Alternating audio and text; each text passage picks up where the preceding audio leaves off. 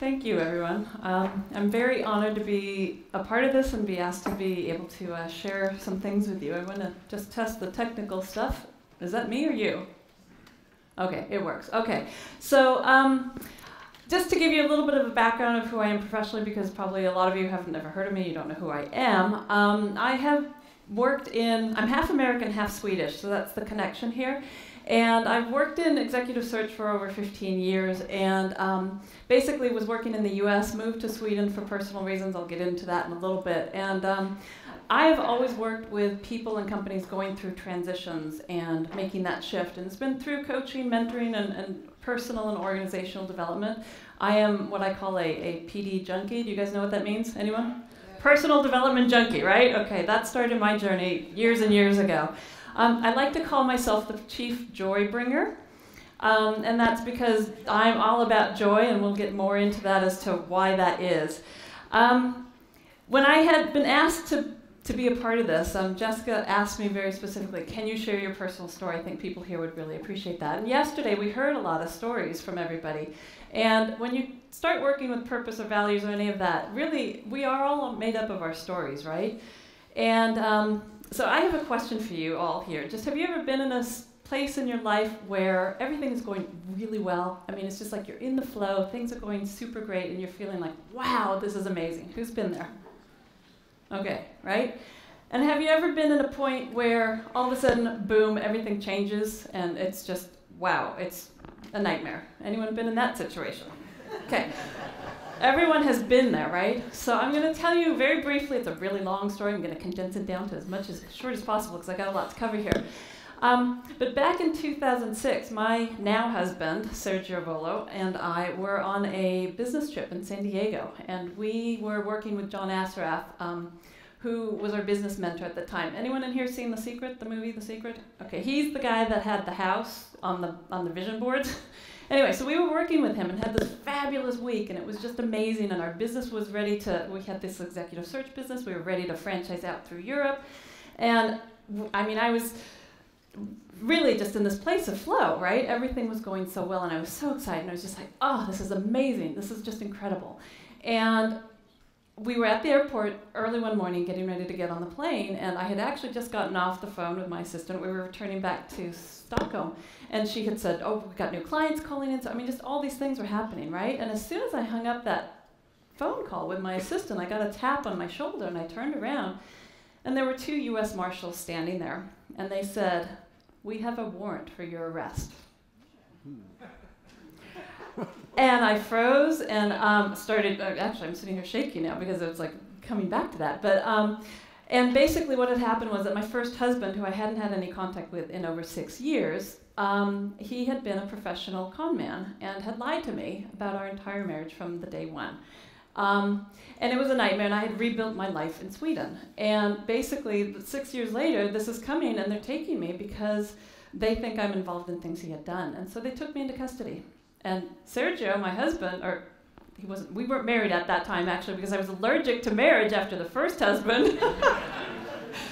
Anyway, but he had to get on the plane and go back and leave me. And basically in that 2 seconds, life changed 180 degrees for the worst nightmare that lasted 1,352 days.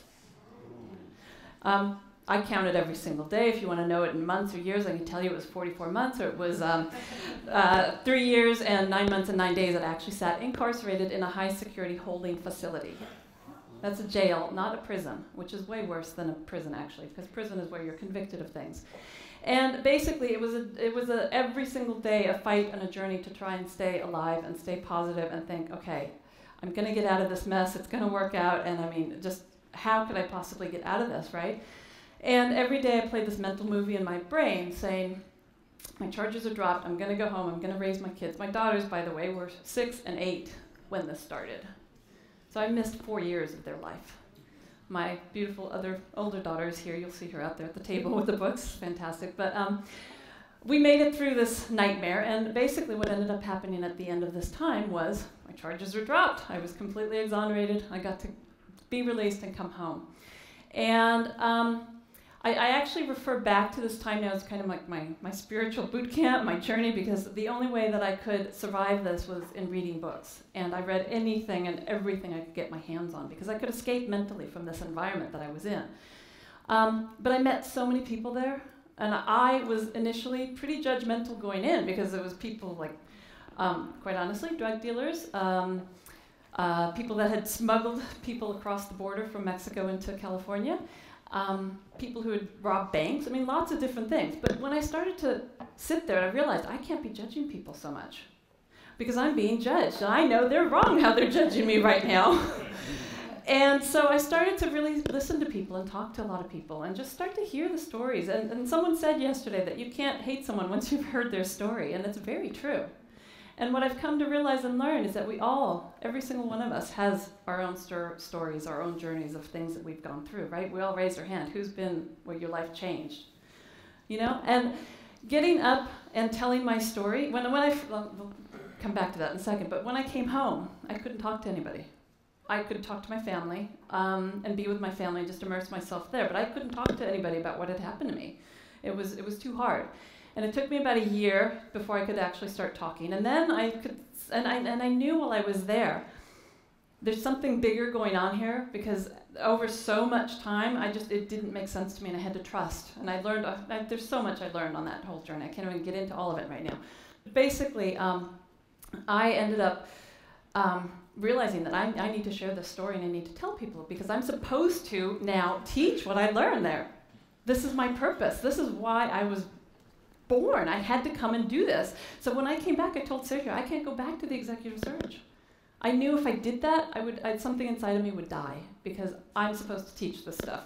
I also knew when I was there, I got a lot of different messages and a lot of intuition opened up. I actually meditated about 3 hours a day there, so I was like really connected during that time, which helped me to stay sane in that environment. And I got a really strong message that I'm supposed to take this stuff into the business world.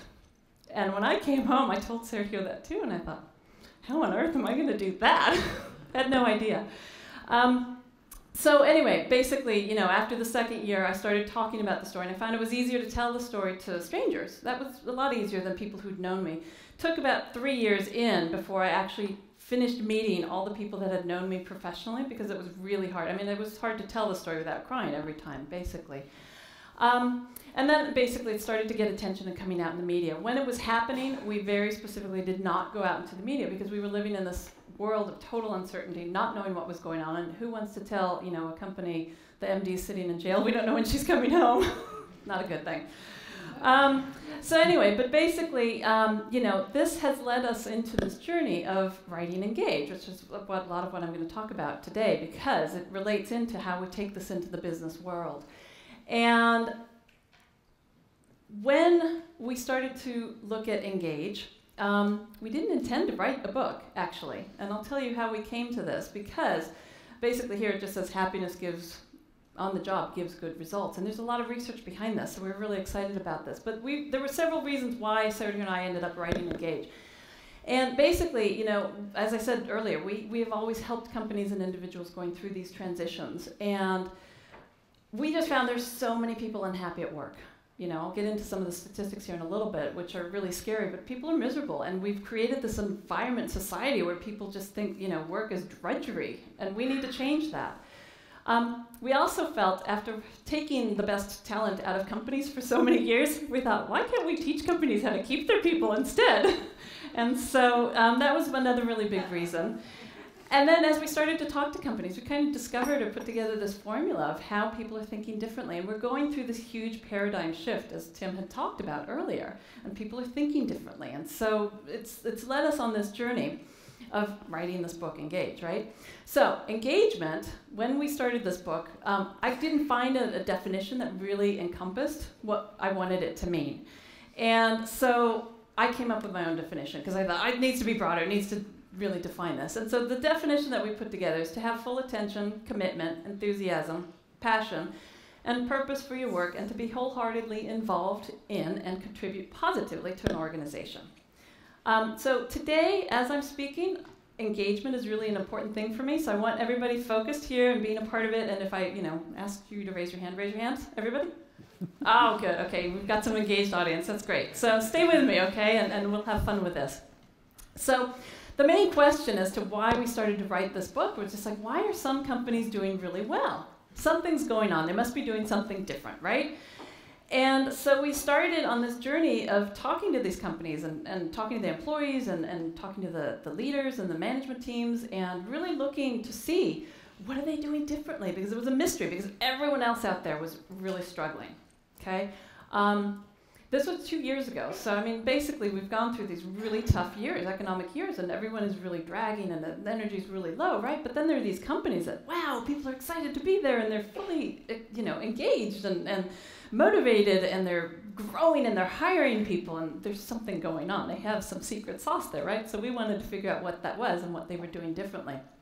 So we looked at companies like Virgin, Zappos, HCL, Southwest Airlines, Achievers in Canada. Who in here has heard of that company? I'm just curious, the Canadians. I've met so many Canadians yesterday. And some of these companies you will have heard of and others you won't have heard of anything. And basically we ended up with 15 companies and we very specifically looked to try and find companies in different geographical areas, different industries, and different ownership structures. So here we have publicly listed companies, we've got privately owned companies, we've got employee-owned companies, so there's just a difference of these companies. And I'll share with you some of the research that we have and why we've kind of selected these companies. But today what we're going to cover, and I'm going to go through a lot of information here, but I'll give it to you in a fun way, basically, is why engagement matters. We'll talk briefly about some of the global trends and disruptive changes. There's a lot more in the book, but I can only cover a couple here. And then basically, what's the red thread between these companies? This is kind of the secret sauce that they have, right? So these are the 5 cultural keys to creating a most amazing company. And then discovering your purpose, we're going to do a little bit of work on that too. So I'm going to give you as much as I can too, but we've got limited time. If you have questions, feel free to come to me afterwards too. We'll hopefully have a little bit of time here to interact as well. But why engagement matters. Our old ways of doing things just aren't working anymore, right? Who agrees with that? Something's happening, right? And if you look at from an organizational perspective, disengagement to me is like a disease. It's like, who are the people that are disengaged? They're very complacent, right? They're just there, then they're checking in or in and out, right? And so that to me just seems like a cancer. There's something going on. It's disease. We need to fix it. When we started looking at the research, Gallup is amazing. They do these yearly surveys, and the figures were just really astounding. I mean, it was scary. And Gallup in last year, basically their report said 71% of employees are disengaged. I found out yesterday, actually looking at just the Swedish figures, that was a much higher figure in Sweden, which I think is really scary. So these are employees that are disengaged or actively disengaged. So you've got basically, 29% of an organization that's at full capacity or engaged or being their full potential, right? But then everybody else is just checking in, and then you've got a small group that's really kind of the bad apples, if you want to call them that, except that's judgmental, so we shouldn't call them that. But basically, they're the ones that are really doing damage in the organization. We also found another study that said 84% of employees are actively looking to make a change in the next year. And this has been up in 2 years in a row, which means they're not happy. They're mentally thinking of, okay, where's my next place? And oftentimes what I've heard a lot is, oh, I've got to escape the corporate world. Who in here has escaped the corporate world, right? Why should the corporate world feel like a prison or a jail? Hello? We've got to fix some of that, right? And the bottom line is disengagement is costing companies a lot. This is actually U.S. figures, but Gallup says, proportionately, it's pretty similar across the board for all countries, basically. But it's 450 to 550 billion per year in cost and lost productivity that it's costing companies. So Gallup is great; they're very professional. But we wanted to go to, what does Google have to say about this? So I started typing in "my job makes," and it automatically gave me the words and finished up the sentences for me. And it says, "makes me sick, suicidal, miserable, and angry." Those are the 4 top things that came up on my computer. I think this is different on different people's computers, depending on, I don't know what it is. But I added them all up, and all of that came up to 1.2 billion hits. We have 7.2 billion people on the planet, and 1.2 billion are feeling this about their jobs. Is this a global epidemic? I would say yes, definitely, right? So this to me is like the heartbeat of humanity. What does Google have to say about it? And the scary thing, you do this to my school makes me and you get the same thing. It's really, really bad. So we need to work on this, right? It's a problem. Do we all agree there's a problem here? Yeah, definitely. So what's happening out there is there's some things changing out in the world right now very quickly. And I'm going to touch on, like I said, just two of them real quick. But there are others that are affecting us as well. But technology is obviously the big one, right? It's changing the way we do business. It's changing the way we communicate with each other. And we've always had disruptive change in the workplace. So if you look at the 19th century, you know, we moved from the agricultural model into the cities when we started with the industrial age, right? With the factories, and everybody moved in. And so that changed a lot of how people lived and worked. And then basically in the 20th century, we went through shifting from the factories into the office buildings, and we started building all the skyscrapers and basically had what we call the information age, right? And now we're in the middle of this next transformation, which we like to call the virtual transformation age, which is basically, you know, you don't have to be in an office anymore, do you? No, we're connected. We've all got our little phones, and you can check your everything. Everything you need is there. So it's shifting again very quickly. What's happening with this is that it's happening on an accelerated rate. So Ray Kurzweil says that change is not linear, it's exponential. So instead of, you know, everyone tries to think linear because we're trained to think linearly, but we're coming up into this red square now where it's happening faster and faster and faster. Who in here feels like time is going faster and faster? Right? That's part of this. It's because technology is making things. We're getting this information overload. Just to give you an idea here, we've got, you know, on the technology side, we've got 1 billion new users coming online in the next year, and more than 4 billion new people using their cell phones. And what's so powerful about the whole cell phone thing is that they're bypassing the computer, but they're getting access to all the information, right? So it's really empowering people in a whole new way and changing the way people look at the world. The demographic changes are really important. So most countries are in, well, they're different. They vary from obviously different countries, but a lot of the Western countries are going through where they have this inverted triangle. So there's a lot of baby boomers, and they're all retiring, right?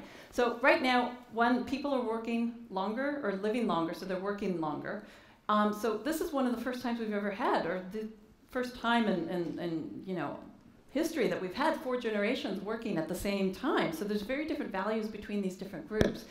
And there is also this mass exodus of people leaving the workforce because the baby boomers are retiring.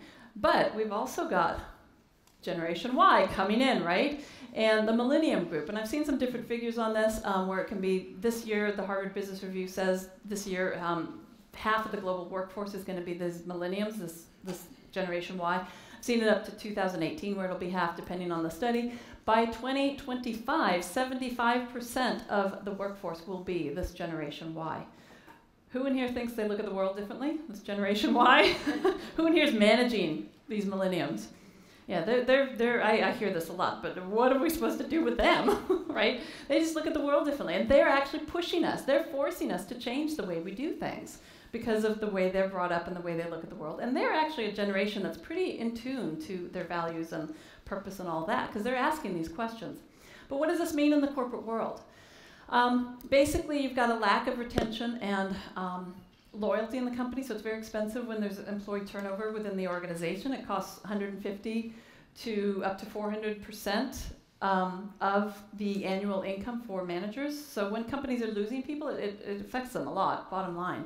And then you also have a decrease in productivity and profits. So just for an example, stress alone is costing $300 billion per year, which is a lot.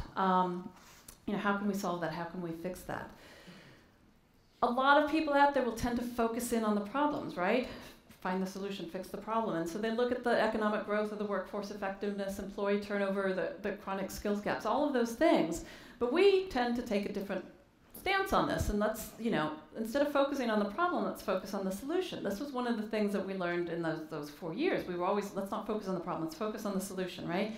And we came across a lot of positive psychology research actually after the fact and realized, wow, we were using positive psychology without even knowing it. And when we found it and found a decade of research, we thought, wow, this is really the way that we can take this information into the corporate world. But there's a quote by Buckminster Fuller that basically says, you never change things by fighting the existing reality. To change something, build a new model that makes the old model obsolete. So that's really our whole framework of how we're working with companies. It's to create something that's not heavy and change and all this stuff, but to do something fun and engaging over here that makes people say, oh, I want to be a part of that. What are you guys doing over there, right?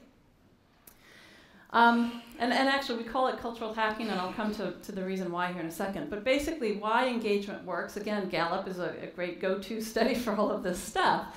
But they have shown that companies that are actively working with engagement and recognition have 27% higher profits, 50% higher sales, and 50% higher customer loyalty.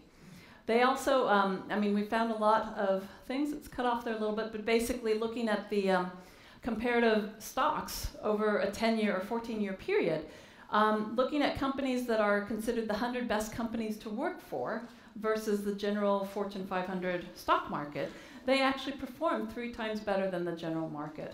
And cumulatively, it's actually 4 times better because it adds up year after year after year. So this stuff, working with engagement, used to be considered the softer part of business, and people would be like, oh, that's for HR, and we don't want to, that doesn't impact the bottom line, the figures and the numbers, right? Well, that's not true.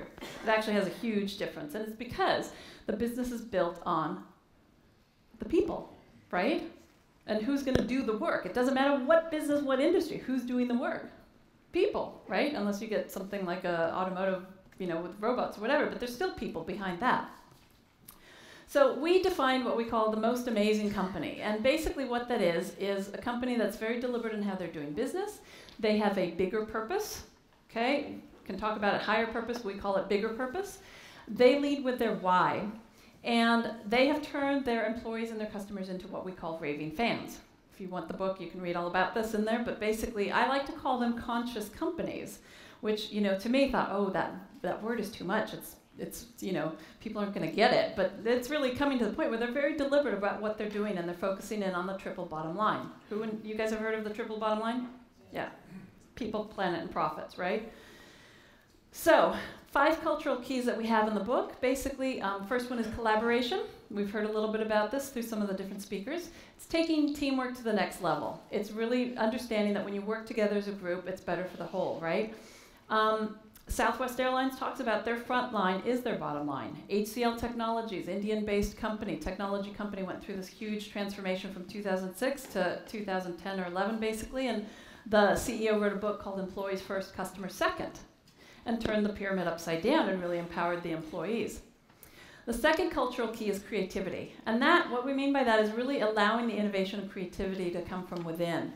Puma did an interesting thing, I'll use that as an example here, where they worked with PwC for over a year to put a monetary figure on the entire production of a product. So if you were going to have a pair of tennis shoes they were going to make, they actually put a dollar figure or a euro figure, whatever, to how much water does it cost the environment to do this and to make the leather and all that. And they could make decisions actually looking at a very holistic way of doing business and decided whether or not it was good for the planet to do this. And if it wasn't, then they went back and changed it. So you get one large company like that doing that in an industry, and it's going to make everyone else look and say, wow, maybe we should be doing that too. So this is really powerful when companies can see these examples and say, wow, it works for them, maybe it can work for us. Mind Valley is a Malaysian-based company that we love that they work in online internet personal growth stuff, basically. And they decided they were doing so many successful things online that they would just open source and tell everybody, this is what's working for us and use it if you want. So I'd like to use the analogy of everyone's playing in a sandbox, right? And we're all in the sandbox playing. And then they built a new sandbox and said, hey, come on over here. You want to play in our sandbox? You're welcome. And they open sourced everything. And it changes the industry. It's making people look at things and do things differently. The third key then is connection. And connection is really talking about how you connect internally to the employees and how you connect externally to the market. And a lot of this is through communication and how it's changing with technology. again, it comes down to the values and purpose. That's how you're going to connect to people, right? So that's how you can turn people or employees into these customers, or employees and customers into these raving fans. Zappos writes a book every year, and all the employees contribute and give their stories of what it means to work at this company and the values. And so they publish that, and it's on Amazon, and you can buy it every year. So, I mean, that's a great example of showing what you can do. Who in here needs more fun in their life? Raise your hands, engagement please, fun? Okay. Every time I loved it, this is my unofficial survey, unofficial research here, because most of the time, 95, 98% of people are raising their hand, and then you got the 1 or 2 that are like, all right, good for you, right? But we do. We take ourselves way too seriously all the time. So celebration is the 4th key, and Achievers is that Canadian-based company. They've built a business model all around helping companies work with recognition internally. Here we've got Richard Branson. It's kind of hard to see with the lighting, but he's dressed up as a flight attendant. Very, beautiful flight attendant there because he lost a bet. And I mean, it's just he's having fun, right? But that permeates throughout the whole organization. Last one on the cultural keys is really looking at contribution. And this comes back to giving meaning to people, right? Tom's Shoes, people have heard of Tom's Shoes? It's you buy a pair of shoes and you give one to a child in need somewhere in the world. So here they were doing a campaign for Ethiopia. And they have started this movement called One for One. Good Ale is a Swedish company we found, which stands for Good Electricity. And all of their whole business model, 100% of their profits go to charities, and their customers choose which charities to give to. So there's just new ways of thinking and showing that these business models actually work. In the book, we also talk about the 6P model. We like the C's and the P's, so it makes it easier for people to remember, or for me to remember anyway.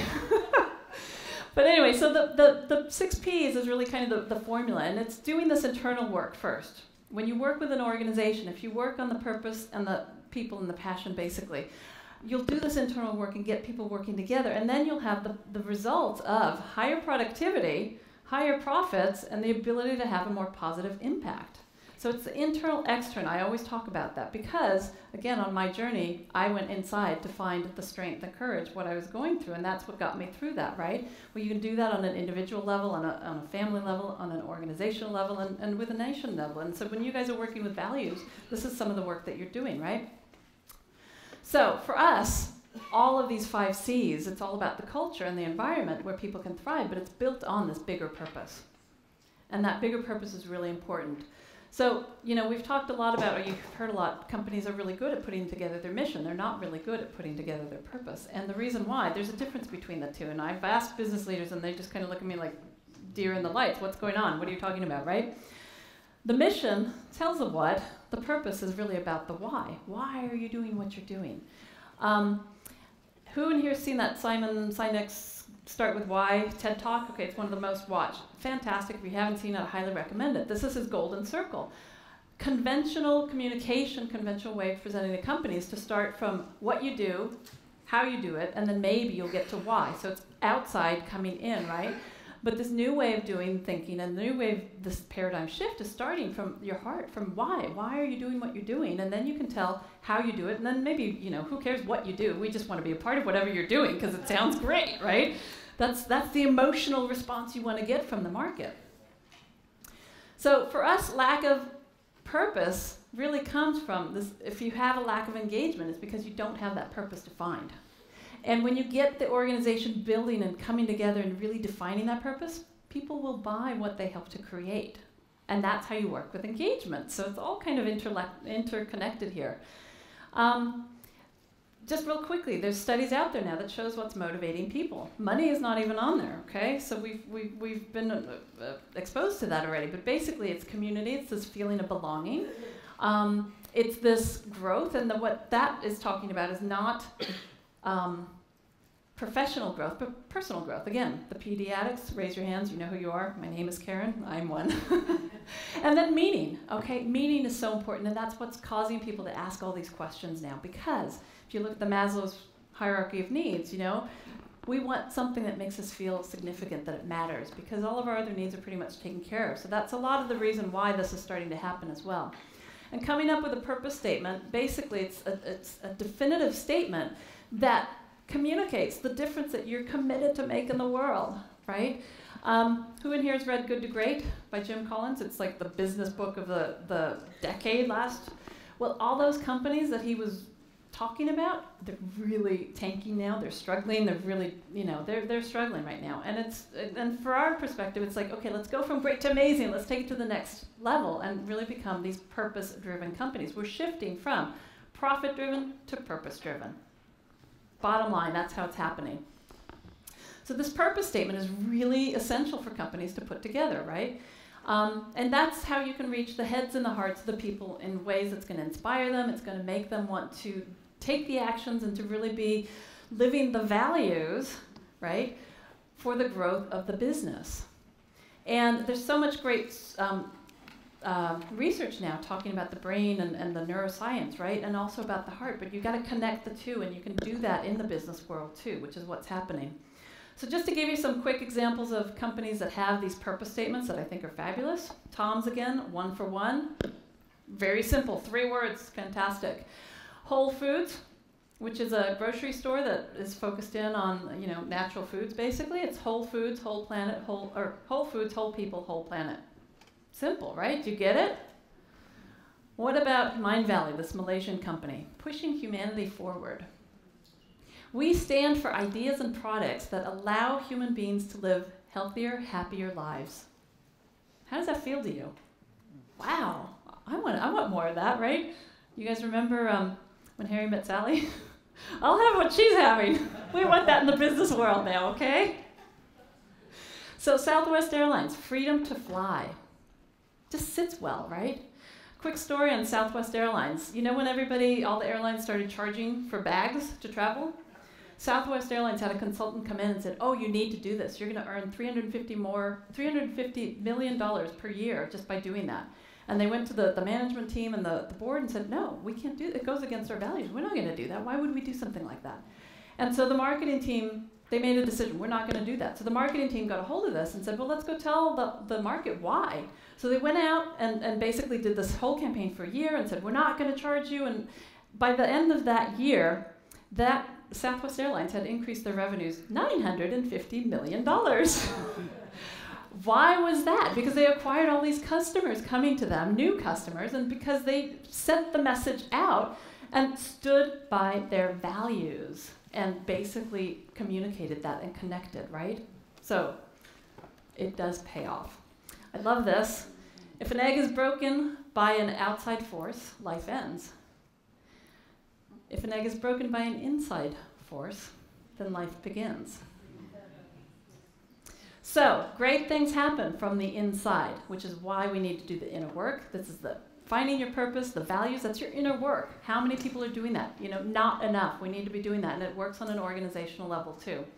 So real briefly, discovering your purpose is how we work with companies now. We go through the strengths and the stories. Again, stories. Companies have their own stories too, right? We work with collaboration, aligned values, orient your calling as basically who you're supposed to be serving and working with. And then coming together and putting that purpose statement together so that you can get that out there into the world and really connect. We're running out of time. I want to do a really quick exercise. I'm going to give this to you guys for homework, okay? We'll do this in a minute. I'll come back to this. But I want you to, I need a volunteer, someone that can come up here. Come on, oh, Nicholas, great, come on up here.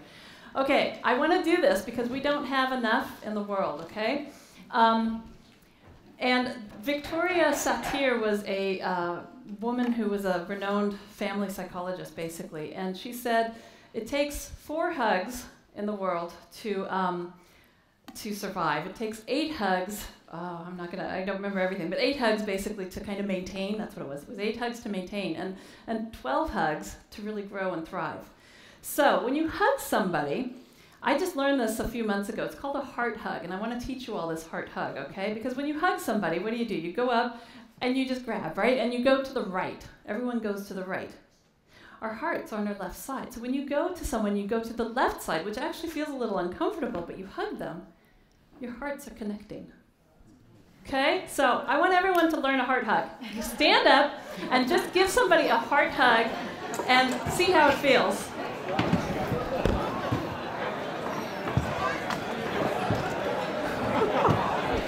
I'd love to see that. I wish I could see people hugging.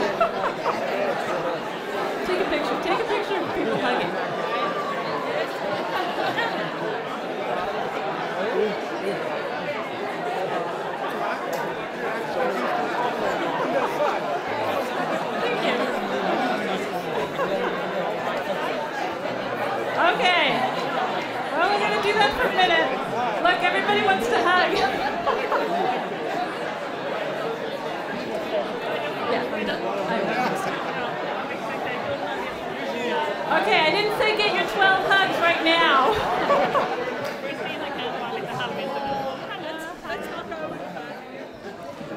Okay, we got a triple hug going on back there. All right, fun, huh? Did it feel a little uncomfortable? Because you're always used to going to the right? Go to the left and you connect with the heart. So just remember that. And I wanted to show you guys this so you can take that out into the world and teach people. I've learned this from somebody who's actually a professional hugger. Okay, seriously.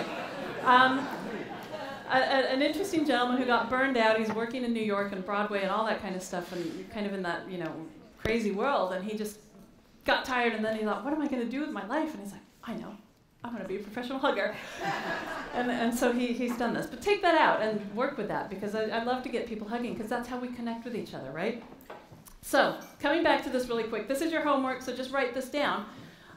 What are 3 words that describe the essence of who you are, the essence of your company, okay? And the reason why, I did this exercise a few years ago, and my 3 words are joy, inspiration, and evolution.